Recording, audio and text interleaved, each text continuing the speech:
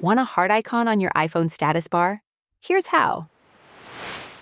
Open the Settings app on your iPhone.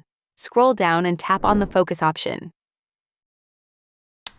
Look at the top right corner and tap the plus icon to add a new customized option. Select the Custom option and tap on it. Browse through the icons and find the heart icon. Tap on it. Choose your preferred background color and name for the focus mode. Once done, tap Next to proceed. To customize further, tap on Customize Focus to manage notification settings.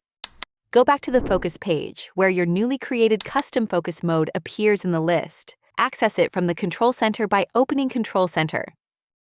Tap and hold the focus icon until a pop-up menu appears. Find and tap on the newly created custom focus.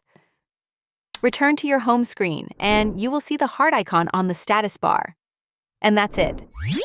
Subscribe for more quick iPhone tips.